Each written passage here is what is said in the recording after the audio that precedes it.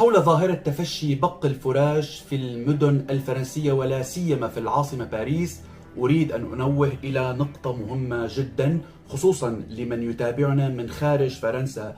أقول بأن مسؤولية تفشي بق الفراش لا يتحملها فقط الحكومة الفرنسية، لسبب بسيط جدا، لأن المسؤول عن النظافة في العاصمة الفرنسية باريس ليس الحكومة، إنما من يدير بلدية باريس هو حزب معارض للحكومة، هو الحزب الاشتراكي PS، ورئيسة بلدية باريس هي السيدة آن إيدالغو، وهي معارضة للحكومة الفرنسية، أي أنها معارضة للرئيس ماكرون.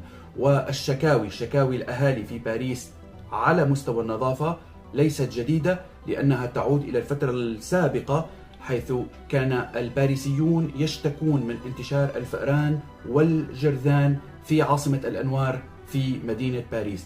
طبعا هذا لا يعني بأن الحكومة الفرنسية ستتملص من المسؤولية، لا، بل يجب الآن على الحكومة الفرنسية أن تقوم يد بيد مع بلدية باريس من أجل تجاوز هذه الأزمة. واليوم مصدر حكومي فرنسي قال بأنه ينبغي على الفرنسيين بأن لا يصابوا بالذعر، لأن الحكومة والبلدية قادرين على تجاوز هذه الأزمة. وبالمناسبة مسألة تفشي بق الفراش ليست جديدة، ليست لأول مرة. في عام 2014 أيضا حصلت هذه المشكلة، واستطاعت الحكومة مع بلدية باريس من حل هذه المعضلة.